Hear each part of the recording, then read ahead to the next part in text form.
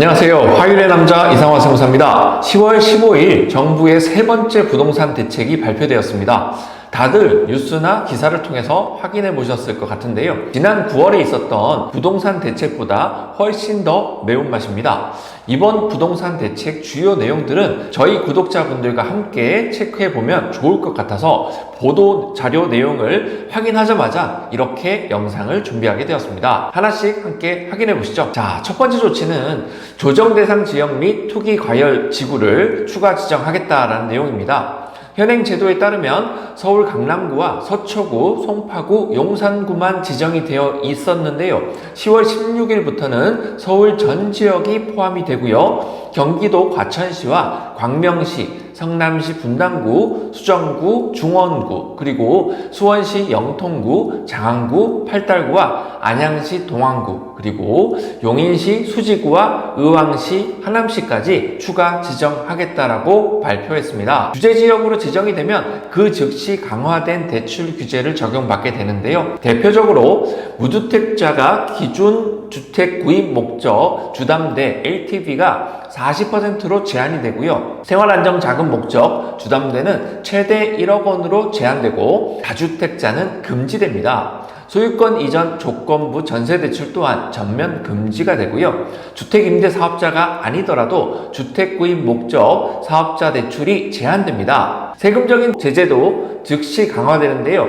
다주택자 취득세 중과부터 양도세 비과세 요건도 강화되고요. 양도세 중과 이슈도 발생하게 됩니다.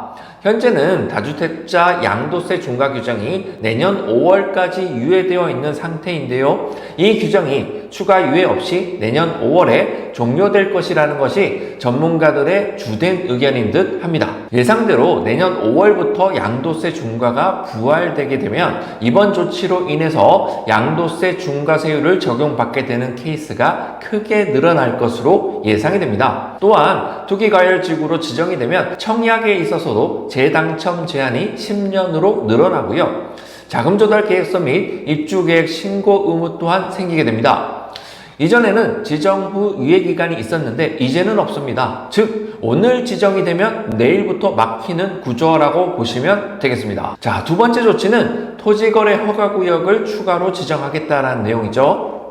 이번 부동산 대책에 따르면 서울시 전역과 과천시, 광명시 등 경기도 12개 지역을 토지거래 허가구역으로 지정하겠다라고 하고요. 허가구역 소재 아파트뿐만 아니라 동일단지 내 아파트가 한 개 동 이상 포함된 연립주택 및 다세대 주택도 대상에 포함하겠다라고 발표했습니다. 토지거래 허가구역으로 지정이 되고 나면 취득일로부터 2년간 실거주 의무가 발생하게 되고요. 상가나 오피스텔 같은 비주택에 대한 담보대출도 LTV 40%로 제한이 됩니다. 세 번째 조치는 주담대 여신 한도를 차등화하겠다라는 내용입니다. 이번 부동산 대책 중에서 가장 눈에 띄는 조치가 바로 이 주담대 한도 제한이라고 할 수 있을 것 같네요. 지금까지는 수도권과 규제지역에서 주택 구입 목적으로 받는 주택담보대출에 대해서 최대 한도를 6억 원으로 제한했었는데요. 이제는 집값 구간별로 주담대 최대 한도를 나눈다고 합니다. 주택가격 15억 원 이하는 최대 대출 한도가 6억 원이고요. 15억에서 25억 사이에는 4억 원의 대출 한도가 되겠습니다. 25억 원을 초과하는 주택가격에 대해서는 최대 대출 한도가 2억 원 이렇게 된다는 얘기죠. 즉 고가주택으로 갈수록 대출 한도를 강하게 제한하겠다는 의미예요. 수도권에서 레버러지를 활용해서 고가의 아파트를 매수하는 흐름을 끊어버리겠다라는 겁니다. 이 조치는 10월 16일부터 바로 시행이고요. 이미 계약 체결이 되었거나 신청이 완료된 거는 예외지만 시행일 이후 계약분부터는 바로 적용이 된다라고 보시면 되겠습니다. 대출한도 제한과 함께 DSR 산정 시 적용하는 스트레스 금리 상향 조정 하겠다라는 내용도 이번 부동산 대책에 포함되어 있습니다. DSR, 우리말로는 총부채 원리금 상환 비율이라고 하죠. 차주의 상환 능력 대비 원리금 상환 부담을 나타내주는 지표로서 차주가 보유한 모든 대출의 연간 원리금 상환액을 연간 소득으로 나누어 산출하게 됩니다. 지금까지는 이 DSR을 산정할 때에 스트레스 금리를 1.5% 가산하고 있었는데 앞으로는 규제지역 내 주담대에 대해서는 3%를 과산하겠다라고 발표했습니다. 이것이 무슨 뜻이냐면 시장금리가 4%여도 DSR을 계산할 때 7%로 보고 계산하겠다는 거예요. 그럼 당연히 대출 가능 금액이 확 줄어들게 되겠죠. 요약하자면 실제 금리가 안 올라가도 대출은 더 조이겠다라는 의미로 이해하시면 되겠습니다. 이건 향후 금리 인하 국면에서도 대출 한도가 확대되는 효과를 어느 정도 방어해주는 안전장치 역할을 하게 될 것입니다. 전세 대출에 대해서 DSR을 적용하겠다라는 내용도 있었습니다. 1주택을 보유한 사람이 수도권과 규제지역 내에서 전세대출을 받는 경우에 전세대출 이자 상환분을 DSR에 반영하겠다라는 건데요. 이거는 굉장히 상징적인 변화라고 할 수 있습니다. 그동안 전세대출은 DSR 계산에서 빠졌었는데요. 즉 전세보증금은 빚으로 안 받던 거죠. 하지만 이제부터 1주택자가 수도권과 규제지역에서 전세대출을 받을 경우에는 전세대출도 부채로 보고 주택담보대출과 같은 기준으로 관리하겠다라는 뜻입니다. 다만 이 전세대출 DSR은 바로 시행하는 것이 아니라 무주택 서민보호 차원에서 단계적으로 확대할 계획이다라고 밝혔습니다.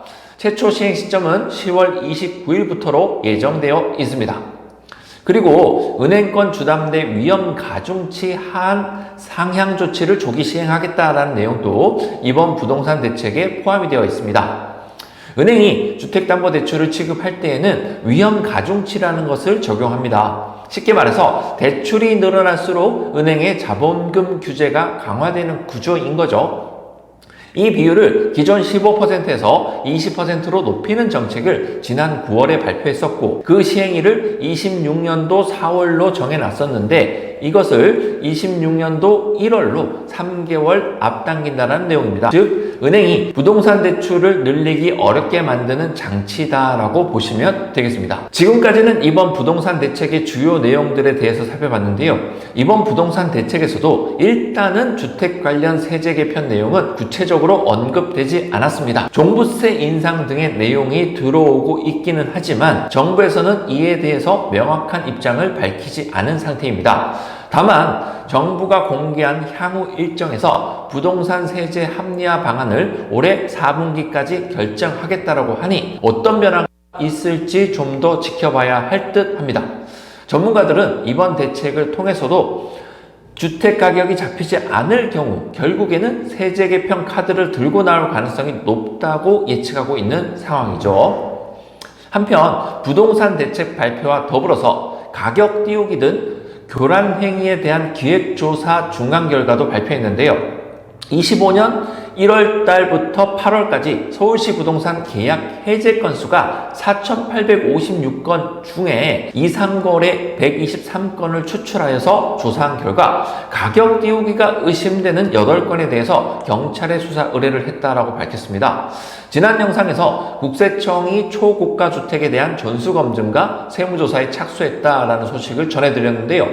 국세청과 금융위 그리고 경찰청이 협동해서 부동산 이상거래에 대한 상호검증을 실시하고 그 후속 조치로 경찰조사와 세무조사를 실시하는 프로세스가 한동안 지속될 것으로 예상이 됩니다. 이번 부동산 대책으로 단기적으로는 규제지역 주택 수요가 급격히 줄어들 가능성이 높아 보입니다. 특히 전세보증금 레버리지를 활용한 고가 아파트 매수와 다주택자 전세 갭 투자가 사실상 어려워졌습니다.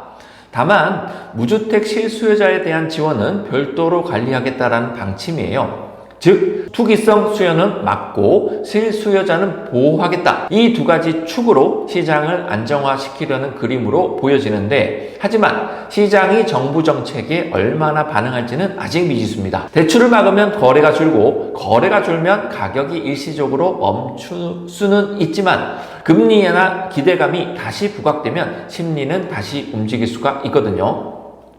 이번 부동산 대책이 얼마나 효과적일지에 대해서는 조금 더 지켜봐야 할 것 같습니다. 오늘 정리한 내용 좀 복잡하지만은 결국 한 줄로 요약해 볼 수가 있습니다. 이제 은행 대출을 활용해서 집을 사기는 더욱 어려워졌다라는 것이 이번 부동산 대책의 핵심 메시지라고 할 수 있습니다. 결국은 자기 자본이 부동산 취득의 중요한 포인트가 된다고 할 수 있는데 최근에 부동산 관련 세무조사의 방향이 부모님 자금을 활용한 부동산 취득 사례에 집중되고 있는 만큼 자녀의 부동산 취득 자금을 문제없이 만들어주는 플랜이 점점 더 중요해지는 추세라고 할 수가 있겠습니다. 그러다 보니 SNS를 통해서 자녀의 자금 출처를 만들어주는 방법이라고 해서 그럴듯해 보이는 방법들이 무분별하게 퍼지고 있는 현상도 나타나고 있는데요. SNS에 떠도는 내용을 무조건적으로 맹신하고 따를 것이 아니라 팩트체크와 함께 대표님의 상황에 가장 적합하고 안전한 방법이 무엇인지에 대해서 여러 방면으로 고려해 볼 필요가 있습니다. 몇 가지 논란이 되고 있는 방법들과 세무 상식에 대해서 팩트체크를 해보는 영상을 준비하고 있습니다. 앞으로 영상도 많은 관심을 부탁드리겠습니다. 오늘 영상은 여기서 마치도록 하고요. 구독과 좋아요는 영상 제작에 큰 힘이 됩니다. 지금까지 이상화 세무사였습니다. 감사합니다.